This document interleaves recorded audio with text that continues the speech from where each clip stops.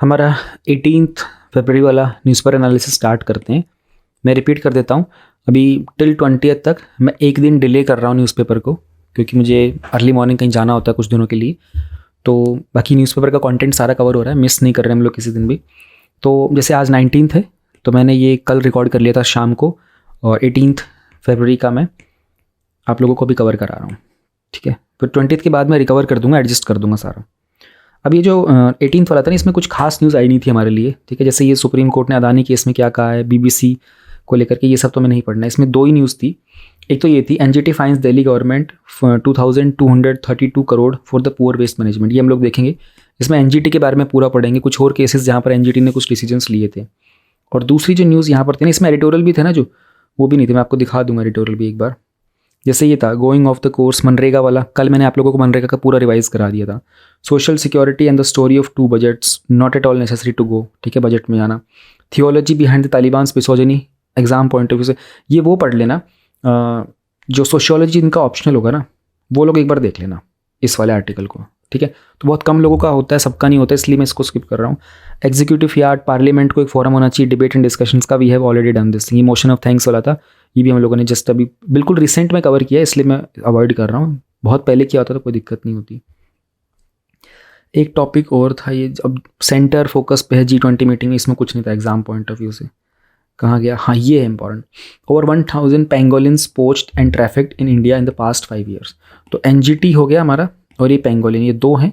ये दो topic cover करते हैं। इसके अलावा कुछ उसमें इंडियन एक्सप्रेस में आते हैं, और भी कुछ टॉपिक्स होते हैं जो न्यूज़पेपर में नहीं आते बट इंपॉर्टेंट रहते हैं, कहीं ना कहीं पीआईबी वगैरह में आते हैं, वो आज हम लोग कवर करते हैं। Now we have this topic important current affairs में।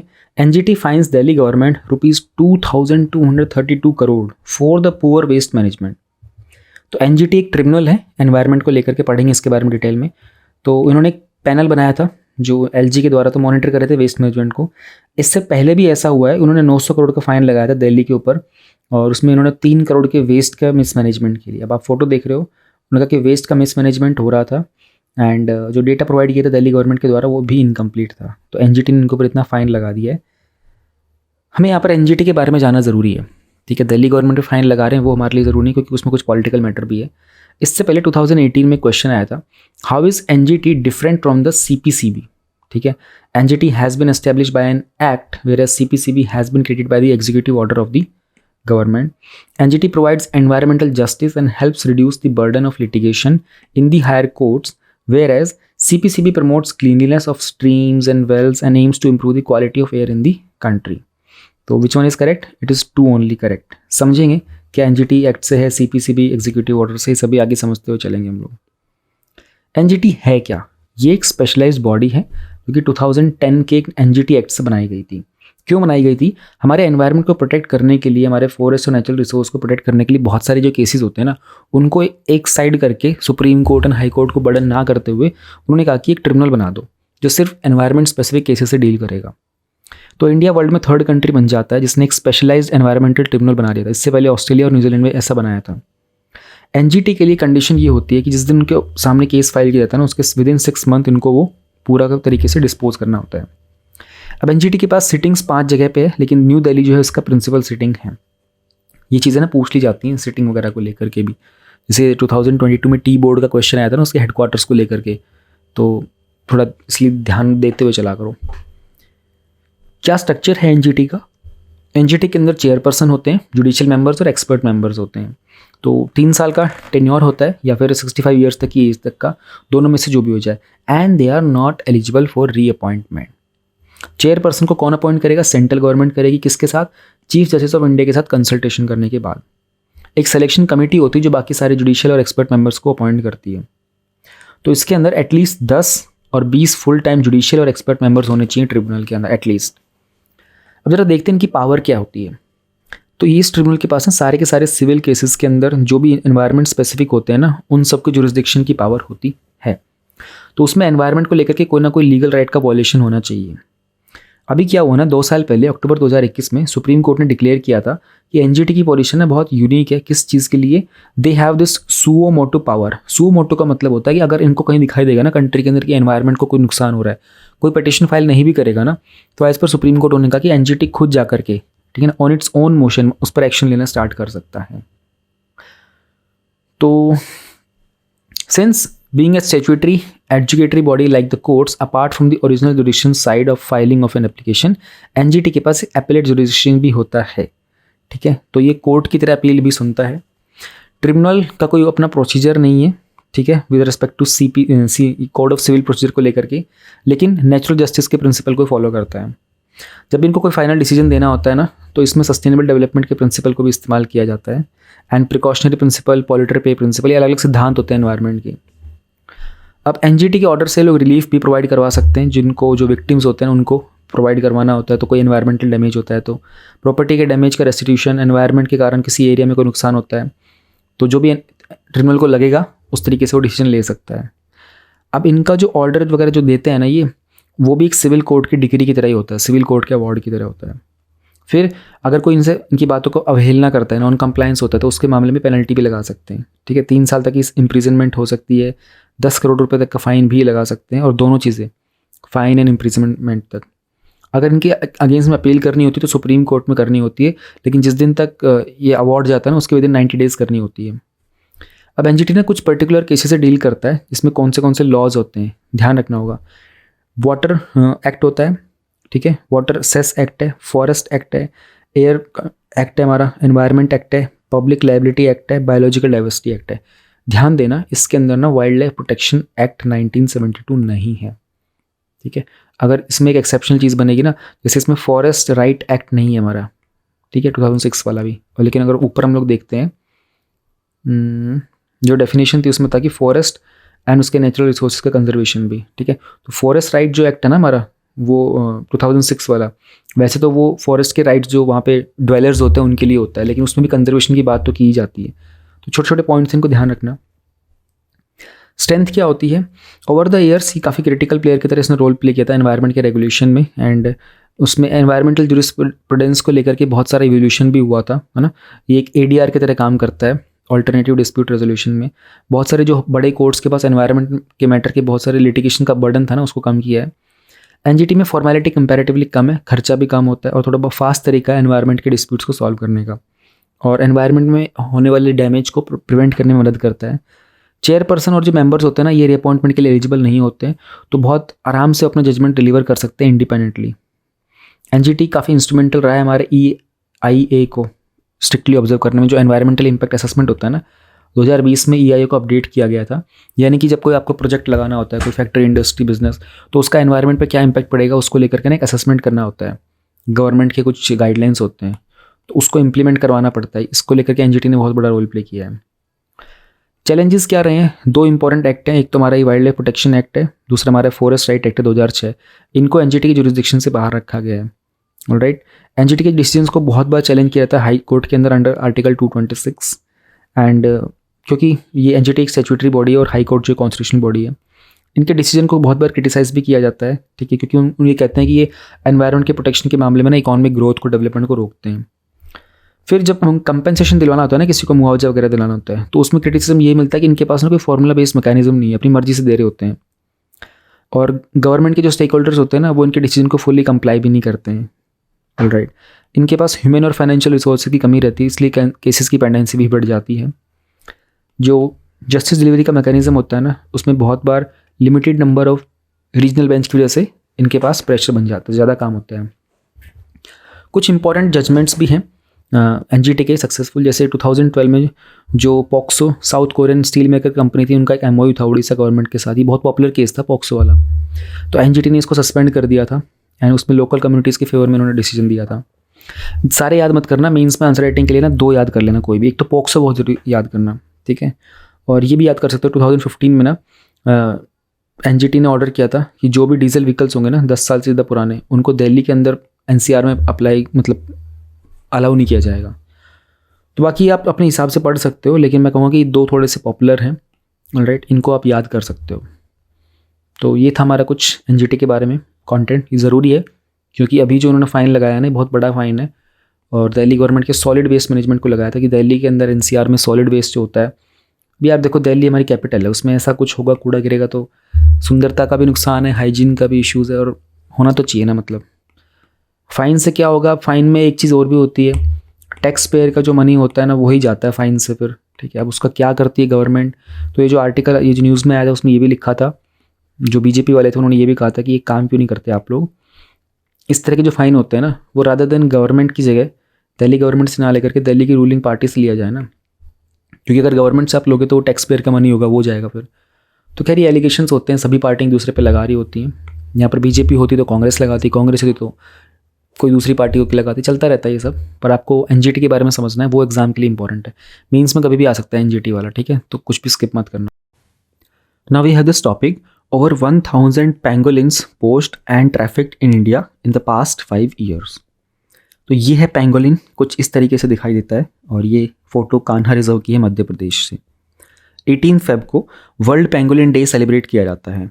तो एक ऑर्गेनाइजेशन ने इनकी इंटरनेशनल ट्रेडिंग वगैरह पर कुछ डेटा निकाला था कि तकरीबन 1203 पेंगोलिन्स हैं, उनका इलीगल ट्रेडिंग किया गया इंडिया के अंदर 2018 से 2022 तक।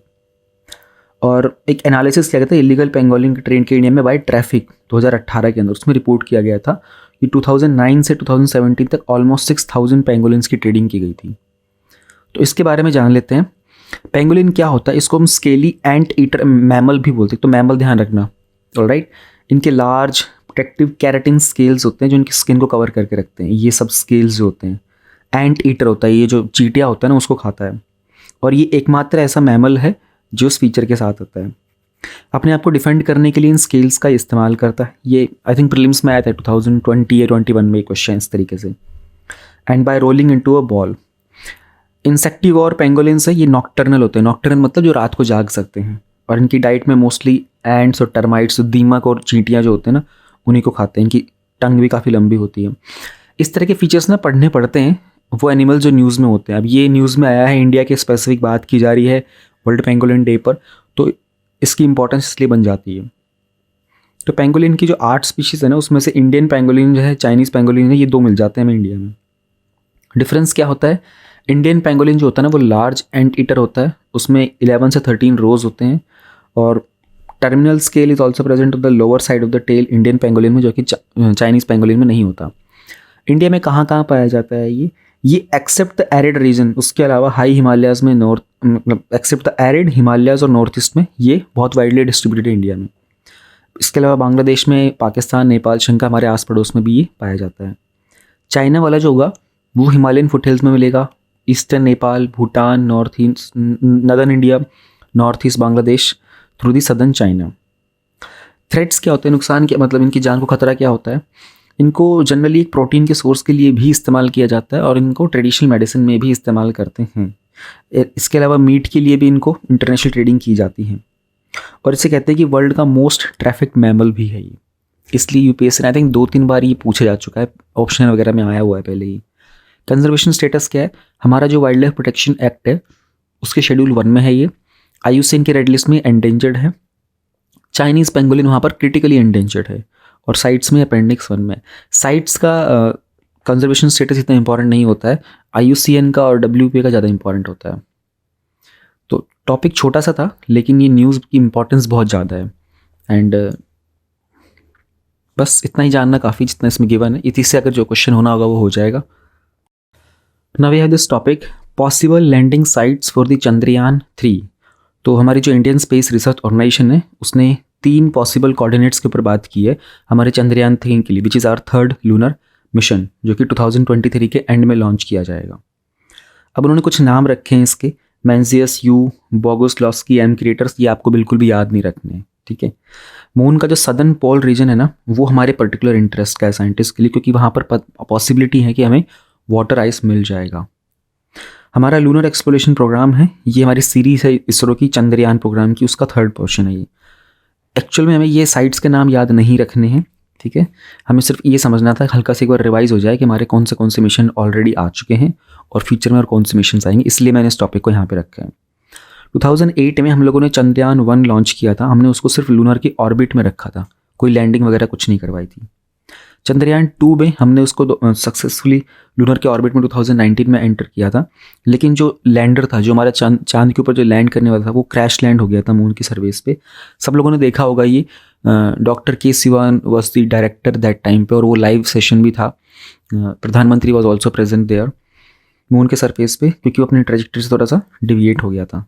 चंद्रयान 3 को हम लॉन्च व्हीकल मार्क 3 से लॉन्च करेंगे सतीश धवन स्पेस सेंटर श्रीहरिकोटा से। इसके अलावा भी इसरो के मिशन 2023 के हुए आदित्य L1। आदित्य जो वर्ड होता है ना हिंदी में, इसका मतलब ही सूर्य होता है, ये पर्यायवाची होता है सूर्य का। आप लोगों ने पढ़े होंगे ना स्कूल टाइम में हिंदी में, सूर्य के पर्यायवाची। तो ये इंडिया का फर्स्ट साइंटिफिक मिशन होने वाला है सन को लेकर के। एंड हमारा गगनयान का अनक्रूड जीवन मिशन भी होगा। अनक्रूड गगनयान का वैसे तो पूरा क्रूड मिशन है, लेकिन अनक्रूड वाला मतलब टेस्टिंग के लिए जाएगा पहले। ये एक बार स्पेसशिप को टेस्ट करते हैं, फिर उसको क्रू को लेकर के जाएगा वो। तो बस ये ध्यान रखना है, ये सब 2023 के ही मिशन हैं। एक्चुअली गगनयान का जो प्रॉपर क्रू मिशन होगा वो तो 2024 में हो जाएगा। ये डिले हो गया था because of the Covid thing, otherwise ये सब पहले हो जाते। तो चंद्रयान 3 का देखते हैं इस साल हम लोग 2019 में हमारा सक्सेसफुल लॉन्च नहीं हो पाया था। लॉन्च हो गया था, लैंडिंग नहीं हो पाई थी सिर्फ। एक विक्रम लैंडर जो था ना वो क्रैश कर गया था, लेकिन हमारा जो ऑर्बिटर था ना वो तो ऑर्बिट में था। तो बस ये हल्का सा अपडेट था, इसमें ये थोड़े प्रोग्राम्स के बारे में आप याद रखिएगा, उसमें इंपॉर्टेंट चीज़ें हैं। Then we have Odisha has seen more than 200 cases of forest fires since the beginning of the year, with the latest one in a reserve forest at Anantapur village. Forest fire क्या होती है तो आपको दिख ही रही है, जंगल में आग लगी है। तो जनवरी 1 से और 7 फरवरी तक अराउंड 1151 फायर इंसिडेंट देखने को मिले थे स्टेट में। ये हमारा एक मॉनिटरिंग सिस्टम है, उसके तहत पता चला था, और फॉरेस्ट सर्वे ऑफ इंडिया की वेबसाइट पर भी मेंशन हुआ था। लास्ट ईयर सिर्फ 405 फायर इंसिडेंट देखने को मिले थे इसी पीरियड में। तो ये 284% का इंक्रीज़ देखने को मिला है इस बार नंबर ऑफ फायर इंसिडेंट्स में। तो ओडिशा में कोई रेनफॉल भी नहीं हुई है सिंस नवंबर, एंड सब 3 महीने हुए हैं फॉर द ड्राई स्पेल्स। 3 महीनों से कोई बारिश बरसात कुछ मॉइस्चर वगैरह कुछ भी नहीं था। यहाँ पर हमको साल के ट्रीज़ मिलते हैं और ये डेसिडियस फॉरेस्ट भी पाए जाते हैं। तो जो ड्राई लीव्स होते हैं है ना वो इकट्ठे जाते हैं फर्श के ऊपर, मतलब फॉरेस्ट की ज़मीन पर, और इसके कारण जब टेम्परेचर राइज होता है ना तो ग्राउंड फायर के चांसेस बहुत बढ़ जाते हैं। फॉरेस्ट फायर क्या होता है एक्चुअली में, जंगल में आग लग जाना, झाड़ियों के अंदर आग लग जाना, लेकिन वो काबू में नहीं होती है। ठीक है, उसमें फॉरेस्ट में उसके ग्रासलैंड ब्रशलैंड हर जगह पर वो आग लगने चलती है। एक होती है सरफेस फायर, ठीक है, तो वो ईजीएस्ट होती है उसको कंट्रोल कर पाना, क्योंकि उसका डैमेज भी कम होता है और वो सिर्फ ज़मीन के ऊपर छोटे मोटे जो पत्ते होते हैं जो छोटी मोटी झाड़ियाँ वाड़ी होती है उनको जलाती है। एक थोड़ी सी ग्राउंड फायर होती है, इसे हम लोग अंडरग्राउंड या सब सरफेस फायर भी बोलते हैं। इसमें ह्यूमस होता है, जो पीट वगैरह होता है वेजिटेशन, वो इतने सूख जाते हैं कि अपने आप जल जाते हैं फिर। ऑल्दो कभी कभी थोड़ा स्लोली इसको एक्सटिंग्विश कर पाना डिफिकल्ट हो जाता है। एक होता है क्राउन फायर, ये मोस्ट इंटेंस और डेंजरस होता है। क्राउन मतलब जो होता है जैसे क्राउन ताज को बोलते हैं ना, तो आप देखो ये ऊपर तक आग लग रही होती है, ठीक है, ये क्राउड फायर ही होती है। ये होती है ग्राउंड वाली, ये वाली जो है ना सरफेस फायर, वो ये वाली होती है, नीचे सरफेस पे लगी हुई है सिमलीपाल टाइगर रिजर्व में। तो क्राउन फायर ज़्यादा मुश्किल होती है, ये ट्री के पेड़ के पौधे तक जाती है और ये हवा से फैलती है ज़्यादा। यूएनईपी की रिपोर्ट में पता चला था एक न्यू क्लासिफिकेशन हुआ है लैंडस्केप फायर्स का। लैंडस्केप फायर को हम लोग बोलते हैं सीजनल और मॉडरेट। अब ये इस पर ना क्वेश्चन बन सकते हैं ऐसी चीज़ों के, ठीक है, लैंडस्केप फायर ग्राउंड फायर पर। तो लैंडस्केप फायर होते हैं सीजनल होती हैं, इंटेंसिटी भी काफ़ी मॉडरेट होती है, इनको कंट्रोल करना ईजिली होता है, इसका एनवायरमेंटल इम्पैक्ट भी कंपैरेटिवली कम होता है। और वाइल्ड फायर जो होते हैं एक्सट्रीम इवेंट्स होते हैं, इंटेंसिटी गंभीरता बहुत ज़्यादा होती है, कंट्रोल कर पाना ओवरऑल मुश्किल होता है। तो क्या कुछ एफर्ट्स रहे हमारे यहाँ पर हमें फायर्स को प्रोटेक्ट करने के लिए। 2004 में फॉरेस्ट सर्वे ऑफ इंडिया ने फॉरेस्ट फायर अलर्ट सिस्टम निकाला था, उसको मॉनिटर करने के लिए रियल टाइम में। एंड 2019 के अंदर हम पर सैटेलाइट इन्फॉर्मेशन भी हम लोग गैदर करते हैं नासा और इसरो से, दोनों से मिलके। उसके अलावा हमारे पास मोडिस सेंसर्स होते हैं, 1 by 1 किलोमीटर के ग्रिड में लगाए जाते हैं। ये भी इन्फॉर्मेशन प्रोवाइड करते हैं फॉरेस्ट सर्वे ऑफ इंडिया को कुछ फायर के हॉटस्पॉट्स आइडेंटिफाई करने में। इसके अलावा हम और क्या कर सकते हैं ना, हम लोग फॉरेस्ट लाइन क्रिएट कर सकते हैं, फायर वॉचर्स भी इंगेज कर सकते हैं।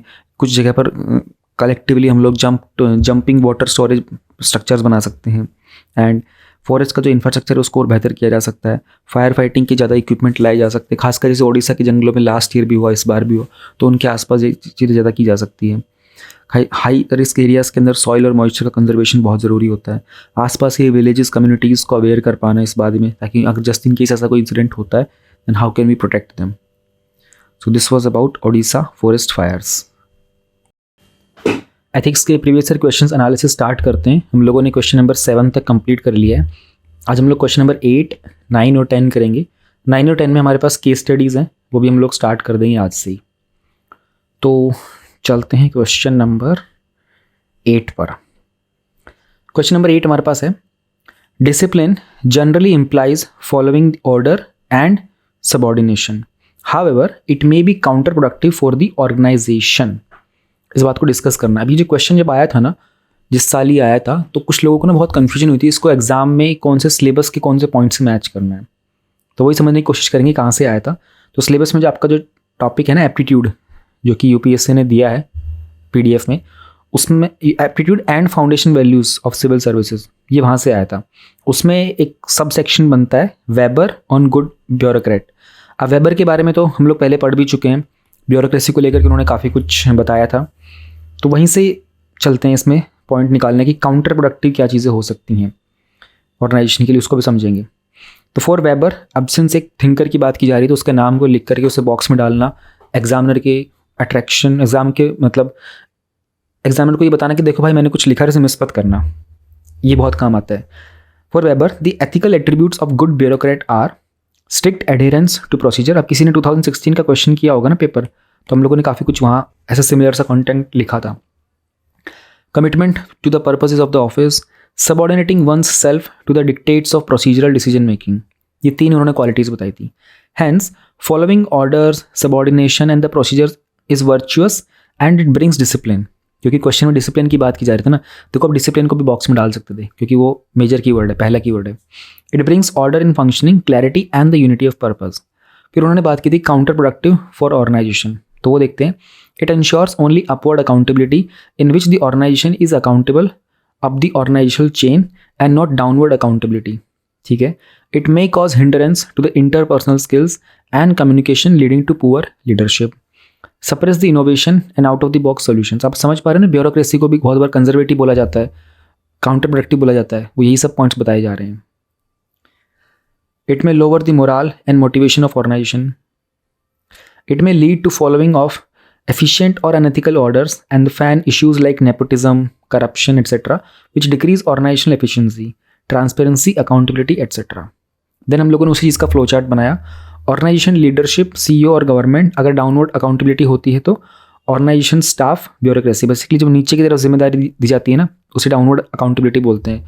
अपवर्ड अकाउंटेबिलिटी में नीचे की तरफ से ऑर्गेनाइजेशन स्टाफ, ब्यूरोक्रेसी की तरफ से ऊपर की तरफ जाती है अकाउंटेबिलिटी, ऑर्गेनाइजेशन लीडरशिप, सीईओ या फिर गवर्नमेंट को। तो दोनों तरह की अकाउंटेबिलिटी के बारे में भी हम लोगों ने बता दिया। इस तरह की चीज़ें आपको समझनी पड़ेगी कि एग्जाम पॉइंट ऑफ व्यू से कि स्पेस को फुलफिल कैसे कर सकते हो आप, क्या चीज़ उसको दिखा सकते हो। एग्जाम्पल हमने दिया, एंट्री लेवल एम्प्लॉयज जो होते हैं ना आईटी इंडस्ट्री के अंदर, they have to face seniors orders and subordination which is common to this, ensures organizational discipline but it reduces employees innovation and efficiency. Need is to ensure the balance between upward and downward accountability. अगर वो करते हैं तो हमारा जो होता है ना डिसिप्लिन वाली चीज़, ऑर्डर एंड सबऑर्डिनेशन में, ये हमारी बहुत अच्छे से हैंडल हो जाती है।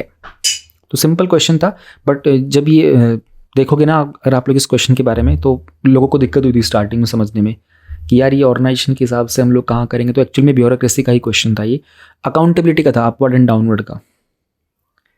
Then let's move to the B part, 8th question B part. Without commonly shared and the widely entrenched moral values and obligations, neither the law, nor the democratic government, nor even the market economy will function properly. All right? जब तक मतलब कहना चाह रहा है कि जब तक हम लोग अपनी moral values को शेयर नहीं करेंगे तो ना कानून काम करेगा, ना हमारी लोकतांत्रिक सरकार काम करेगी और ना ही हमारी इकॉनमी काम करेगी प्रॉपरली। तो कह रहा है कि आप इस स्टेटमेंट से क्या समझते हो। ठीक है, वो बताएंगे हम लोग स्टेटमेंट से क्या समझते हैं। Then explain with illustration in the contemporary times. आज के टाइम के अंदर आप इससे क्या समझते हैं कंटेम्प्रेरी टाइम्स में। ठीक है, क्वेश्चन नंबर हमारा 8B है। सिलेबस में ये आता है, ह्यूमन वैल्यूज़ का जो चैप्टर है हमारा टॉपिक है, वहाँ से बनता है ये। उसमें values evolve and differ between societies, ये एक सब सेक्शन बनता है। वैल्यूज़ दे डिफर, देखो वैल्यूज़ वाला क्वेश्चन हम लोगों ने थोड़ी देर पहले भी किया था। प्रीवियस देखो कि 7th question, 6th question, 5th, तो कितने रिपीट होते हैं वाले क्वेश्चन, देखो आप थीम्स कितने रिपीट हो रहे होते हैं। Values, they differ from one society to other. As values, they are conditioned by one's cultural tenet. They are guided by conscience. Even within a society, values, they differ from person to person. हमारी society के अंदर भी एक व्यक्ति से दूसरे व्यक्ति के अंदर ही वैल्यूज़ डिफर करती रहती हैं। Obligations or the duties, they also need to be shared and ingrained for the unity and the purpose. हम लोग ये समझते हैं स्टेटमेंट से। उसने पूछा क्या समझते हो, हम ये समझते हैं। फिर उसने कहा था लॉ वॉन्ट फंक्शन, कानून नहीं फंक्शन नहीं करेगा, इस बात से क्या समझते हो? अगर लॉ फंक्शन नहीं करे मतलब moral values they are more effective in prevention of crime and in upholding the law. Lawlessness will be created due to ambiguity created by the lack of common obligation and the rule of law. Democratic government won't function matlab it won't have the trust of people due to lack of transparency and accountability in face of no shared values and obligations. Government would be kept busy in handling crime, law and order, corruption, gender disparities, and won't be able to lead the welfare measures. This is prevalent in society. Then तीसरा part क्या था? देख लो हम लोगों ने तीनों part को explain किया है, लॉ का, डेमोक्रेटिक का एंड मार्केट इकोनॉमी का भी. तो एग्जामिनर को सारे के सारे पॉइंट समझ में आ रहेंगे. अच्छा ठीक है, इसने ये भी बता दिया, ये भी बता दिया, ये भी बता दिया, कुछ बचा ही नहीं. Market economy what function as lack of clarity and consistency in the economic policies for different classes because of no shared values and obligations. Example की corporate versus unorganized sectors CSR. It will be driven by the vested interest and loose faith of market participants. Example, corruption and crony capitalism. फिर हम लोगों ने एक छोटा सा प्यारा सा डायग्राम बना दिया वैल्यूज़ और ऑब्लिगेशंस का. तो ऑब्लिगेशन मतलब कि जिम्मेदारियाँ, ड्यूटीज़ हमारी, कर्तव्य एक तरीके से. तो लॉ, गवर्नमेंट एंड इकोनॉमी जब तीनों एक साथ लाइन में आते हैं, इन तीनों पर ही था हमारा, then it becomes the ideal society. तो सोसाइटी में लॉ, गवर्नमेंट और इकोनॉमी के फंक्शन करने के लिए हमारे पास वैल्यूज़ भी होनी चाहिए और हमारे पास ऑब्लिगेशंस भी होनी चाहिए. So shared values and the obligations, they will ensure that even the last man standing in the last row will access law, governance and the fruits of economic development. ये भी हमारा इजी था. तो यहाँ पर हमारे जो बेसिक थ्योरेटिकल क्वेश्चंस थे 8 तक वो खत्म हो चुके हैं. आगे हमारे पास केस स्टडीज़ हैं. तो सेक्शन बी के अंदर हमारे पास पहली जो केस स्टडी 9th है ना, इसका हम लोग यहाँ पे सॉल्व नहीं किया मैंने. उसका कारण ये है कि आप लोग कोशिश करके देखो एक बार, ठीक है.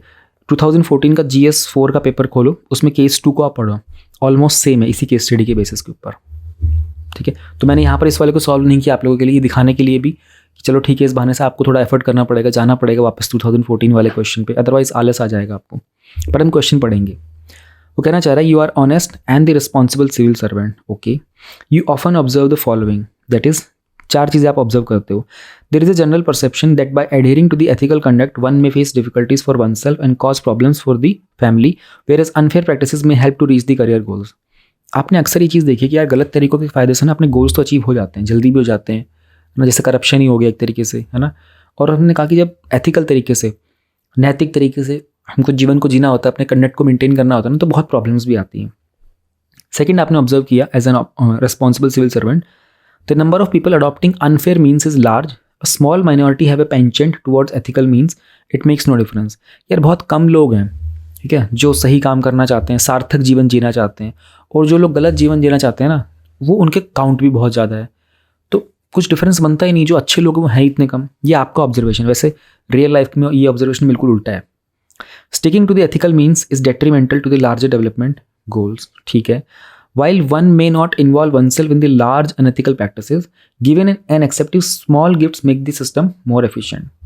तो बस उसने ये पूछा है, एग्जामिन करो above स्टेटमेंट्स को with their merits and demerits.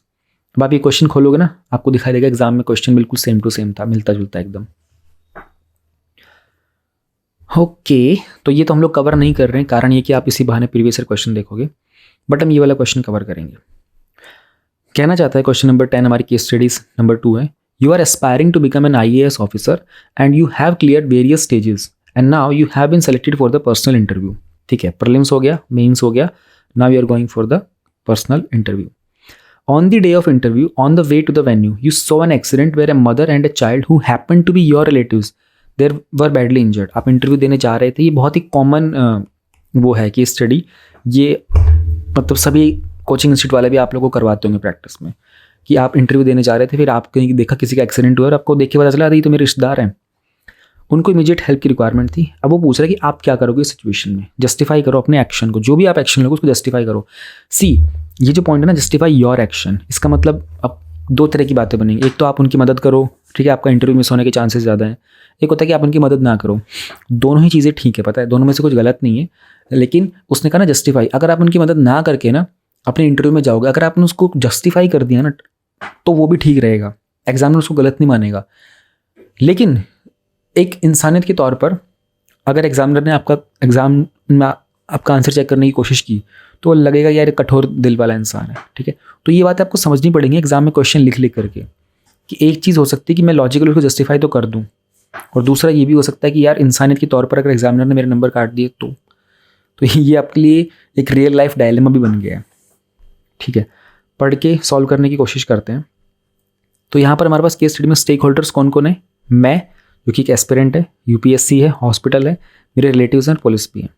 Syllabus में ये एथिक्स एंड ह्यूमन इंटरफेस में से बनती है ये वाली केस स्टडी। डायलेमा क्या है, एथिकल डायलेमा है जहाँ पर I have to choose between my personal wellbeing by attending the interview and my social duty by helping my relatives. Course of action क्या रहेगा, ठीक है। I will attend to the accident victims not because they are my relatives but person in need of urgent help. Okay, sensible. I will try to arrange first aid for them. First aid मतलब जो immediately पहले जो मदद provide की जा सकती है, कोई मेडिसिन वगैरह इंजरी के लिए, ब्लड बहुत फ्लो कर रहा है तो उसको रोकने की कोशिश करना, अगर किसी की सांस वगैरह रुक जाती है, हार्ट अटैक टाइप का आता है तो उसको थोड़ा सांस लाने की कोशिश करना, उसके लिए ऑक्सीजन क्लियर करना, सफोकेशन का भी बहुत बड़ा एक इशू बन जाता है लोगों को। Simultaneously, I will contact the hospital to provide quick ambulance services. Quick ambulance services. This action would buy me some time to think and act rationally later on. ये समझदारी का एक्शन, ये जस्टिफाई कर रहे हो आप अपने एक्शन को। After this, I would call some other relatives to inform them about the incident. This would help me arranging more human resources to help the victim. Fine. If other relatives come on time, क्योंकि आपके पास time की कमी, आप interview देने जा रहे थे, then I can leave for my interview. I will also look out for the good Samaritans, यानी कि आसपास के जो लोग जो मदद कर पाएंगे, to help the victims as soon as possible. As this is an accident, police needs to be informed for further inquiry. I would call them to inform them about the incident. Involvement of the police would ensure that the reasons for the accidents come out in open. It will help in making arrangements to avoid such accidents later on and would allow the victims to get the due justice as soon as possible. Then इसके बाद meanwhile, I will also contact UPSC to inform them about the situation. In case I get late due to this incident, they would be informed beforehand and that would reflect that I am not making false statements. आप कुछ proof उनके सामने अगर provide कर दोगे, देखो आज के ज़माने में मोबाइल वगैरह होते हैं, अगर आपके साथ जैसे रियल में हो जाए ना, तो आप कुछ मोबाइल में वीडियोस वगैरह रिकॉर्ड करके समथिंग कुछ प्रूफ ऐसा क्रिएट कर देना। हो सकता है कि यूपीएससी आपकी बात को सच मान करके आपके लिए थोड़ा सा स्लॉट 15-20 मिनट आधे घंटे का आगे पीछे करके मान जाए, ठीक है।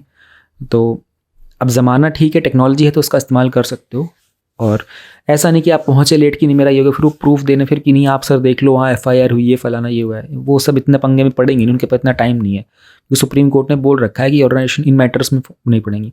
But as per this statement, अगर आप उनको बिफोर हैंड टाइम से इन्फॉर्म कर दोगे तो maybe they will consider your case, maybe. I will take hospital the receipt and also the FIR along with me to the UPSC in case these are needed. In case these are needed, अगर वो कहते हैं कि ठीक है proof ले आओ, तो मैंने टाइमली इन्फॉर्म कर दिया बट प्रूफ भी ले आओ, to prove the reasons of delay. This is also in line with the emotional intelligence. These actions will help in saving the human lives and will simultaneously reflect that I am also concerned about my interview. तो दोनों चीज़ों का balance बनाना है आपको। I help the accident victims. If I help them, then I uphold my values. I proceed for the interview as mentioned in the case, and UPSC will surely understand public service emergency. ठीक है। If I do not, then do not वाली चीज़ नहीं है। It also creates the knower doer split. Knower doer split कैसे? If I do not attend to the accident victims, then I would lead to knower doer split which was postulated by Dayanand Saraswati. ये हम लोग previous question में detail में कर चुके हैं। And I won't serve any good for me during the interview. Hence, the steps mentioned present a holistic solution and it address the various stakeholders and dilemmas. करना तो बिल्कुल यही चाहिए। देखो किसी व्यक्ति की ज़रूरत है, उनकी जान ज़्यादा महत्वपूर्ण है, और आप स्मार्टली करोगे तो आप अपना इंटरव्यू बचा पाओगे। बट हमेशा ये ध्यान रखना कि इसका कोई आइडियल आंसर नहीं होता है। ऐसे सिचुएशन रिएक्शन टेस्ट क्वेश्चंस ना, ये जो डिफेंस के एग्जाम में SSBs होते हैं वहाँ पर भी पूछे जाते हैं आपसे सिमिलर पैटर्न्स में। वो ये कहना चाहते हैं अपने एक्शन को जस्टिफाई कर दो। तुम नहीं भी अगर मदद करना चाह रहे, हम उससे ये नहीं कह रहे मदद करो, पर तुम उसे जस्टिफाई करो कि तुमने ऐसा क्या कारण रहा तुम्हारा कि तुमने उसको नहीं किया। तो अगर आप जस्टिफाई कर पाए ना तो वो उसको भी सही मान लेते हैं, ठीक है। इसलिए जो कोर्ट होता है ना, वहाँ पर एविडेंस बहुत चलते हैं, आपको जस्टिफिकेशन देना पड़ता है, आप निर्दोष हो या नहीं हो, आपके ऊपर इल्ज़ाम लगाए गए हैं। तो यहाँ पर हम लोगों ने क्वेश्चन नंबर 10 भी कर दिया। कल हम लोग 2 क्वेश्चन करेंगे, question number 11 and question number 12। Thank you very much, tata bye bye, take care everyone.